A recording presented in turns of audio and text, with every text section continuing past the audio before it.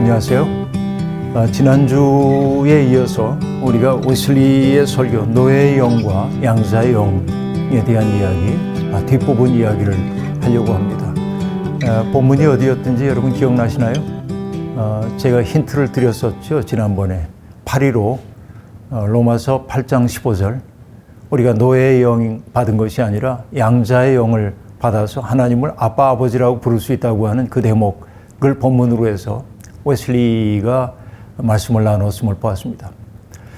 인간은 세 가지 상태 속에 있는 것으로 얘기를 했었죠. 기억하시죠? 하나는 자연인의 상태였고 또 하나는 율법 아래 있는 상태였음을 보았습니다.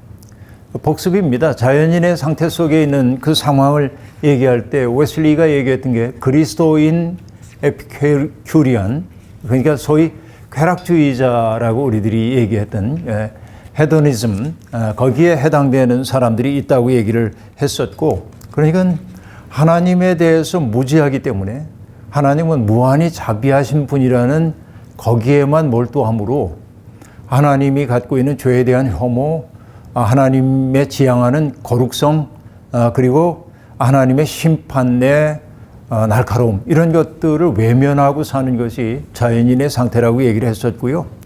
그 다음에 그리스도교 율법주의자들, 그러니까 어떠한 것들을 행함으로 나는 할 도리를 다 했다고 말하는 거. 그러니까 외적 행동을 통해서 나는 하나님의 요구를 채웠다고 하는 이것도 일종의 그리스도교 율법주의라고 얘기했죠. 사실은 율법이라고 하는 것이 외적 행위만을 규제하는 게 아니라 우리의 내면의 변화까지 요구하고 있는데 그 사실을 외면하는 거, 이게 그리스도교 율법주의, 자연인의 상태라고 얘기를 했습니다. 그런가 하면은 하나님의 은혜가 우리에게 왔기 때문에 하나님이 과거에 요구했던 삶을 채우는 일은 불필요하다고 말하는 율법 폐기론, 이런 것들도 하나님의 은혜를 헛되게 하는 자연인의 상태라고 얘기를 했었습니다. 그런가 하면 하나님에 대한 두려움 속에 하나님에 대한 무지에서 비롯된 두려움의 부재가 그런 삶을 낳는다면 자기의 도덕적 무지, 영적 상태의 무지에서 비롯된 두려움 없는 삶에 대한 이야기도 했습니다. 나 스스로는 회개할 수 있는 능력이 없다고 하는 것, 자신이 도덕적으로 얼마나 무능력한지에 대해서 알지 못하는 상태에 대한 이야기도 했고요. 그리고 자유의 속박 속에 있다고 하는 사실을 알지 못하는 무지함에 대해서도 얘기했습니다. 이것이 자연인의 상태였었죠. 그러나 율법 아래에 있는 자의 상태라고 하는 거 한마디로 얘기하면 어떤 거였죠? 내가 잠들어 있을 때 어떤 타격이 나를 깨우는 거죠. 나를 뒤흔들어 깨우게 됩니다. 그리고 내가 할 수 있는 일이 아주 적다고 하는 사실을 알기 시작하고, 그래서 은총을 갈구하기는 하는 것이죠. 그러나 내가 죄인이고 그리고 죄가 불행의 근원이라는 사실을 자각하고 회개하고 그리고 죄와 맞서 싸워보려고 하지만 나 스스로가 자력으로 구원받기에 무능력하다고 하는 사실을 깨닫는 상태, 이것이 이제 율법 아래에 있는 자의 상태였다는 말을 했습니다. 아마 거기까지 여러분 기억을 하게 될 텐데요. 그럼 이제 마침내 마지막 단계에 대한 이야기를 우리가 나누어야 하겠습니다.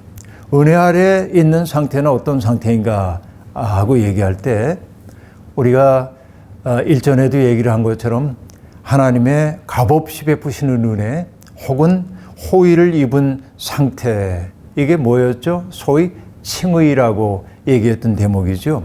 그래서 죄책으로부터 용서함을 받고 그리고 하나님과 평화를 누리게 된 그 상태라고 얘기를 했습니다. 성령께서 우리의 마음속에 들어오셔서 우리를 자녀로 삼아주심으로 내가 이제는 자녀로서 하나님이 기뻐하시는 이 일을 나의 일로, 나의 기쁨으로 삼고 살아가는 상태가 바로 은혜 아래에 있는 상태라고 얘기할 수 있겠습니다. 제가 종종 인용하는 대목이 있는데 그 아브라함 저서 헤셀이 했던 얘기를 종종 인용하는데요. 그는 하나님을 믿는다는 것에 대해서 이렇게 얘기하죠.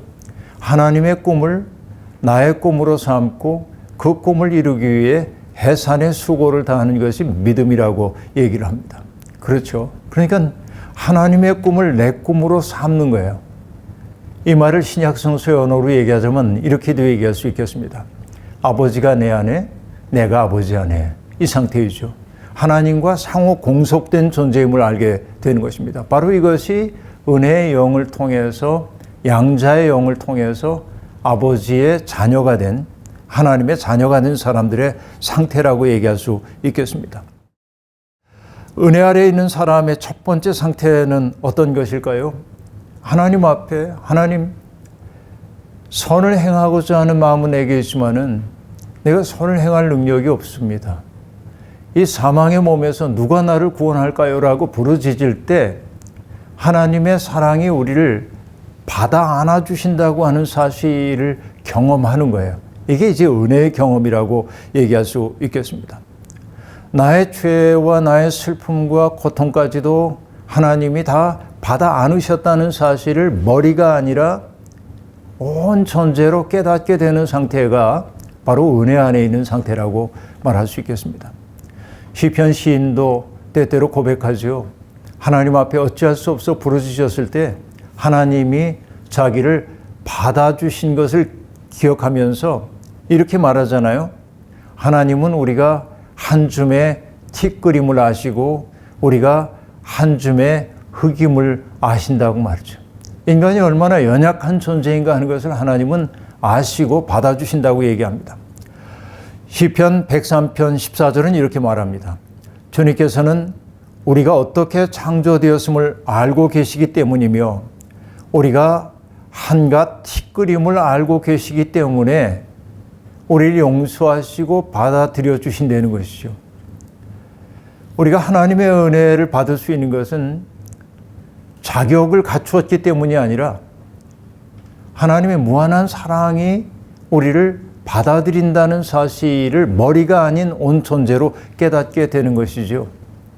바로 이것이 구원받음의 체험이겠습니다. 폴 틸리히라고 하는 신학자가 구원받음을 얘기할 때 하나님이 우리를 받아들이셨다는 사실을 내가 받아들이는 것, 이것이 구원받음의 경험이라고 얘기하고 있습니다. 그러니까 하나님이 나를 억셉트 하셨다는 사실을 내가 마음으로 억셉트 하는 상태, 이게 구원받음의 상태라고 얘기하고 있습니다. 이 구원받을 때 우리가 경험하는 것은 뭐냐면 내가 나의 구원을 위해 할 수 있는 일은 아무것도 없다고 느끼고 그리고 오로지 하나님의 은혜만이 나를 구원한다고 하는 고백에 이르게 된단 말이죠. 여기서 여러분 우리가 유의해야 할 것이 있습니다. 제가 성경 공부할 때마다 하는 말씀인데요. 우리 신학교 때 교수님이 이런 도식을 우리에게 보여준 적이 있습니다. 하나님과 플러스 인간, 구원의 경험이 이렇게 있는데 우리가 이 구원의 자리에 가기 위해서는 하나님과 인간이 몇 퍼센트 정도씩 일하셔야 하는가라고 하는 질문이었습니다. 근데 이제 어떤 학생들이 스스로 얘기를 하는 거죠. 믿음 좋은 학생들은 하나님 90, 인간 10, 또 인간의 가능성에 방점을 두고 있는 사람들은 하나님 50, 인간 50 이런 방식으로 이제 수를 만들어가고 있었습니다. 아무래도 답이 뭔지를 알 수 없는데 교수님이 하신 말씀은 이것이었습니다. 하나님이 100%, 인간이 100%를 할 때 구원이 이루어진다. 다시 얘기하면 이 경험을 한 사람은 누가 이 사망의 몸에서 나를 구원할까? 나를 구원할까? 그렇죠. 여기 부르짖었어요. 바로 이것이 인간이 한 일이에요. 내가 어떤 선한 일을 한 것이 아니라 나의 죄를 자각하고 내가 무기력하다고 하는 사실을 알고 그리고 나의 구원을 위해 내가 할 수 있는 일이 없다고 하는 사실을 자각하는 것까지가 인간의 일이에요. 그런 자각 속에 하나님이 은혜를 부어주실 때 구원받음의 체험, 아까 얘기한 대로 받아들여짐의 체험이 열리게 되었다라고 하는 얘기예요. 그때 인간은 그 경험을 한 사람은 어떻게 경험하냐면 그래도 구원받으면 내 지분이 50%는 되지 이렇게 절대 얘기 안 한다는 거예요. 내가 한 일이라고는 없소이다예요. 오로지 주님의 은총만이 나를 구원의 길로 인도하셨습니다라고 고백하는 거예요. 이게 고백의 언어라고 얘기할 수 있겠습니다. 바로 이런 얘기입니다. 우리가 예수 그리스도께서 우리의 죄를 구원하셨다고 하는 까닭은 어디에 있습니까? 주님께서 우리 모두의 슬픔과 연약함과 그리고 인간이 가지고 있는 모든 죄성 같은 것들을 뿌리로부터 이해하시고 그것을 당신의 온몸으로 받아 안으셨다는 데 있잖아요. 제가 종종 하기 좋아하는 말이 있는데요. 가나 다라라고 하는 사람이 있습니다. 가라고 하는 사람이 있고 나라는 사람, 저마다의 꿈이 있고 슬픔이 있어요. 그렇죠? 저마다 지고 가는 인생의 짐들이 무겁습니다. 그러니까 서로 뭐라고 말하냐면 내 짐이 더 무거워. 내가 하고 있는 이 일이 더 힘들어. 서로 각자 다 이렇게 얘기하고 있습니다. 이 자리에 서서 보면, 가의 자리에 서서 보면 다가 잘 안 보입니다. 자기에게만 몰두했기 때문에. 라가 잘 안 보입니다. 이게 우리들의 인간의 모습입니다. 그런데 이 깊은 곳으로 이렇게 들어가면 이 지하층 위로 들어가다 보면 이 자리에 서서 보면 가나 다라가 다 보이는 거예요. 그 사람의 슬픔, 그 사람의 연약함, 그 사람의 요한함 이것들이 다 보이는 거예요. 예수 그리스도가 세상을 바라봤던 시야는 바로 뭐냐? 바로 이 자리에서 바라보는 거예요. 인간의 슬픔과 연약함의 지층, 죄의 지층 이 자리에서 바라보게 되니까 가나 다라가 개별적 존재들이 아니라 사랑받아야 할 대상인 것이죠. 바로 이것이 여러분 연동주 시인이 팔복이라고 하는 시에서 그렇죠? 일제시대 어둠 속에서 썼던 그 팔복이라고 하는 시에서 슬퍼하는 사람은 복이 있나니 슬퍼하는 사람은 복이 있나니 8번을 반복하잖아요. 저가 영원히 슬플 것이라고 얘기했어요. 그것은 뭐죠? 슬픔이 복이란 말이 아니라 슬픔이 왜 복이겠어요? 그러나 복된 슬픔도 있어요. 그 어떤 슬픔입니까? 나의 슬픔에만 매몰되어 살았는데 슬픔의 깊은 자리에 가봤더니 너의 슬픔과 내 슬픔이 다르지 않았음을 알았어. 그래서 내 눈에 보이지 않던 내가 보이기 시작하고 그렇죠? 그 자리에 서서 보니까 내가 죽어가는 모든 것들을 사랑할 수밖에 없는 사람이 되었다고 얘기할 때 그 슬픔은 복된 슬픔이 되는 것이죠. 예수 그리스도께서 우리에게 주셨던 구원의 경험이라고 하는 것도 그렇죠? 주님은 우리의 연약함까지도 다 받아 안으셨다. 우리의 슬픔까지도 말이죠. 그래요. 그것을 깨닫게 될 때 우린 비로소 뭐죠? 칭의의 은총을 받은 거고 성령이 우리 속에 내주하여 계심을 통해서 하나님의 마음과 접속된 존재로 살기 시작하는 거죠. 하나님의 꿈을 내 꿈으로 삼는다고 하는 것은 저절로 그렇게 되는 상태가 되어야 되는 거예요. 하나님이 인간들의 죄로 말미암아서 겪고 있는 인간들의 슬픔을 보고 아파하는 하나님의 마음이 느껴지기 시작하는 거죠. 이것이 구원받은 자의 삶이라고 얘기할 수 있겠습니다. 그래서 여러분 바울 사도가 얘기하잖아요. 내가 그리스도와 함께 십자가에 못 박혔나니 그런즉 이제는 내가 사는 것이 아니오 오직 내 안에 그리스도께서 사시는 것이라. 이제 내가 육체 가운데 사는 것은 나를 사랑하사 나를 위하여 자기 자신을 버리신 하나님의 아들을 믿는 믿음 안에서 사는 것이니라. 이렇게 말하고 있습니다. 결국 은혜의 자리가 결국 어디로 들어가게 만드는 거죠? 여기에 표층 속에 머물러 있던 사람들이 내가 은혜 받았다고 하는 말은 뭐냐면 이 자리에 가서 타자들을 보기 시작하는 거예요. 은혜 받으면 뭐 화끈해지고 뭐 이런 그 배타적 특권을 누리는 자리가 아니라 나를 넘어서는 더 깊은 칭의와 접속이 되므로 다른 사람들이 눈에 들어오고 더 나아가서는 하나님의 마음이 느껴지기 시작하고 그게 내가 사는 것 아니라 내 안에서 그리스도가 사시는 이 고백 아래에 있는 것이란 말이죠. 근데 이렇게 될 때 결국 은혜 아래에 있는 사람들의 두 번째 상태가 열립니다. 그게 뭐죠? 주님의 영이 계신 곳에 자유가 있느니라 하고 말합니다. 죄에 대한 책임과 두려움으로부터의 자유만이 아니라 죄로부터의 자유가 주어진다고 하는 말입니다. 바로 이것이 어떤 것이죠?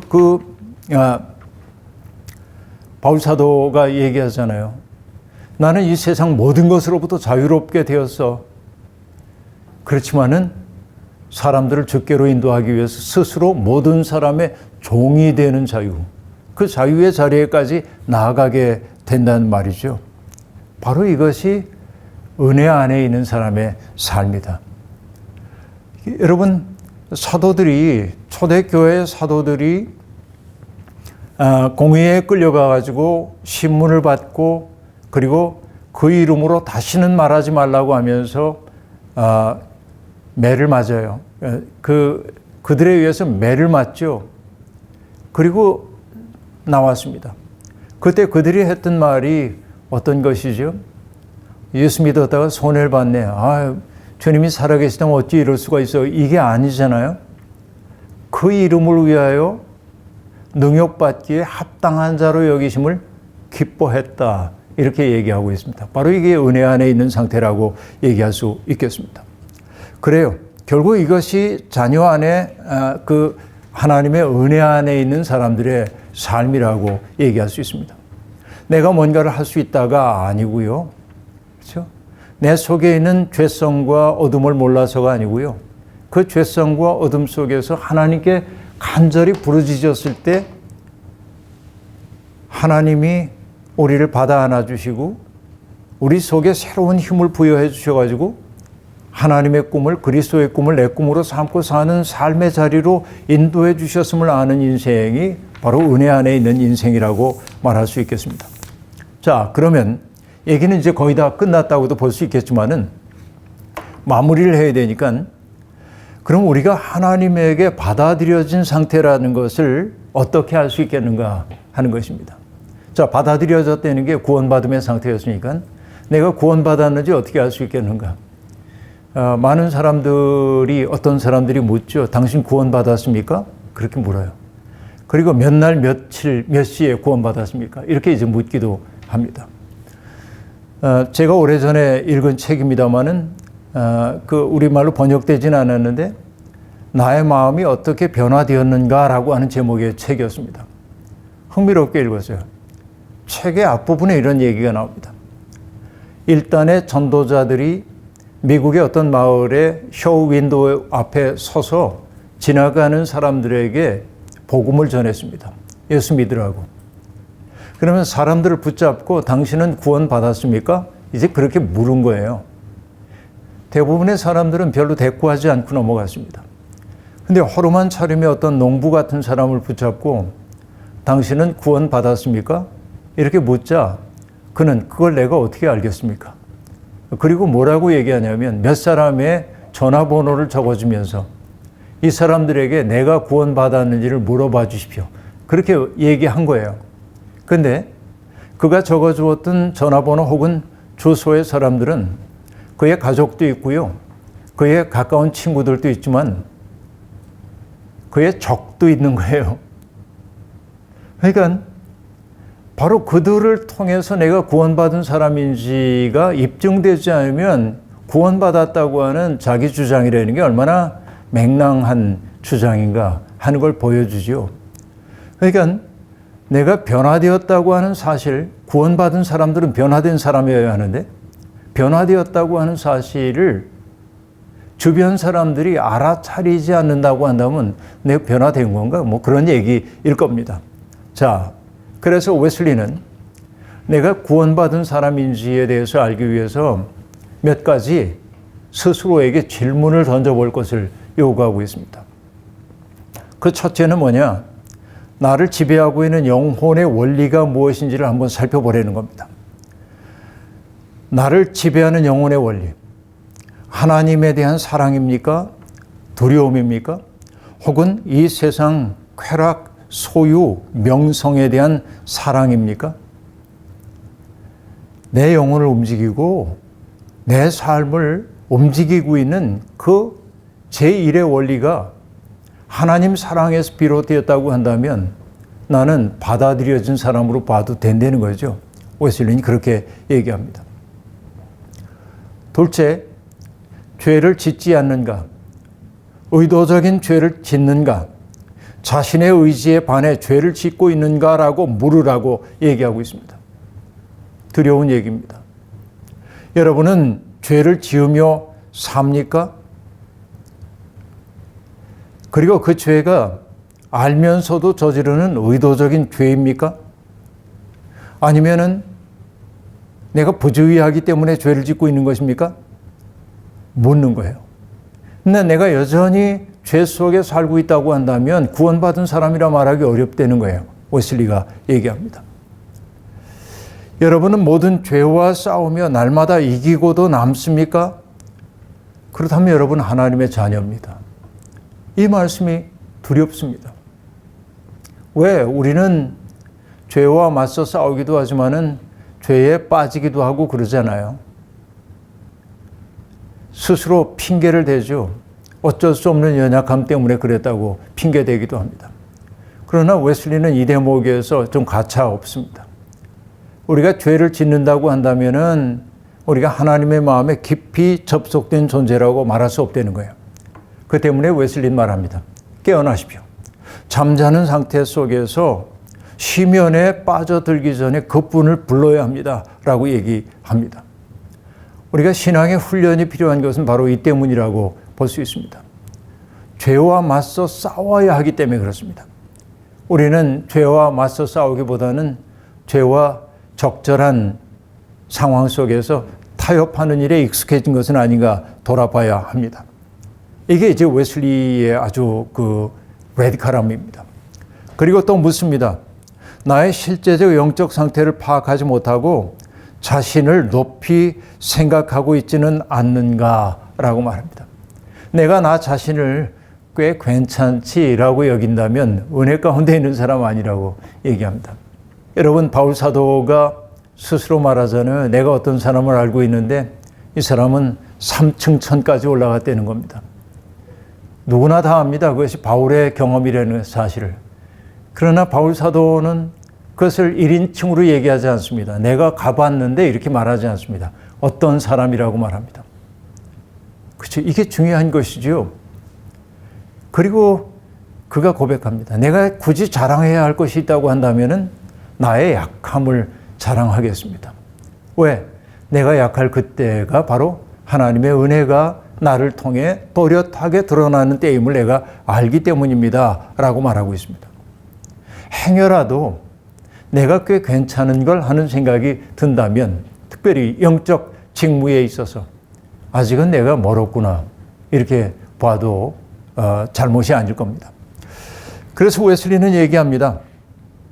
사람이 영적으로 진보한 듯 보여도 실은 자연적인 혹은 고작해야 율법적 상태에 머무는 경우가 많은데 그 사실을 스스로 깨닫지 못하고 있기 때문입니다. 라고 말합니다. 많은 선을 행할 수 있습니다.